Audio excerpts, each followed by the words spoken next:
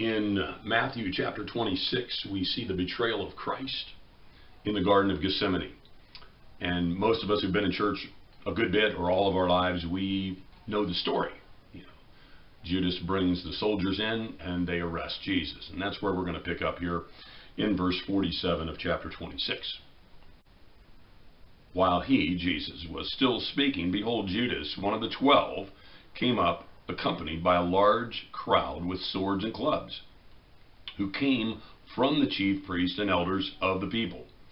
Now, he who was betraying him gave them a sign, saying, whomever I kiss, he is the one.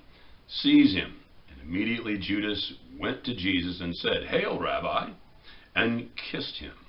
And Jesus said to him, Friend, do what you have come for.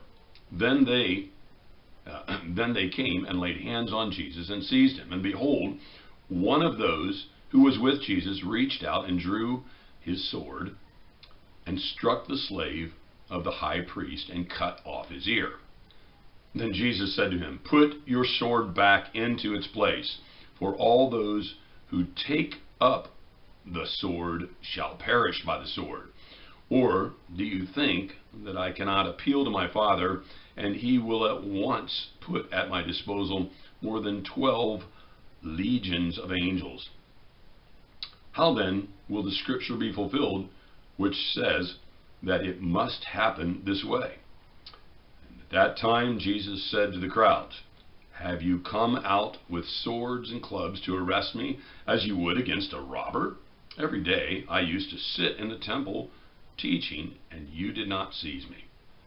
But all this has taken place to fulfill the scriptures of the prophets. Then all the disciples left him and fled. It's interesting because one of the disciples, one of the apostles maybe, reacted in violence when Jesus was arrested. And you have to understand, this was a mob arrest. This was soldiers, this was people other than soldiers who came for Jesus. And it infuriated, obviously, Jesus' closest friends. And in that, they reacted. One of them reacted violently, drew out a sword that he apparently had, and chopped off one of the high priest's servant's ears who was in the crowd arresting Jesus. And this was a common way to arrest people. You didn't go with 2 or 3 police officers. You went with a bunch of people, so there was no chance of them getting away. And they were all usually surrounded in a 360-degree circle, so that they were trapped. They're done. And Jesus was in this paradigm. Okay? And his apostles, or one of his apostles, created this act of violence, and Jesus says, hey, you don't understand. If you live this way, if you live in violence, you'll die in violence. And he says, this isn't about a battle, a war, a political, geographical, territorial accomplishment. It's about what I'm called to do. And he very simply says, if I don't do it, I don't fulfill the scriptures. Put the swords away. Let's get this show on the road.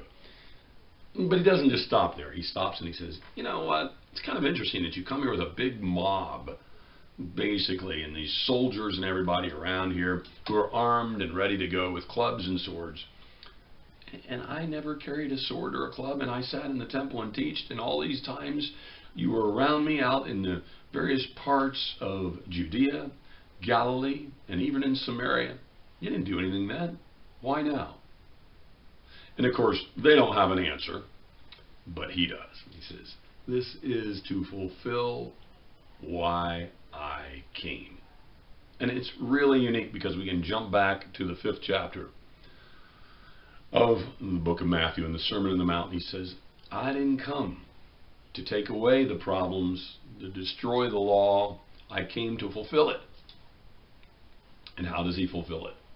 He fulfills it only one way. He brings salvation to people on the earth through his death, the shedding of his blood, through his burial, the identification of his humanity, and his resurrection, the glorious empowerment of God's new life in that body. And so he sets the example, and he says, let's do this.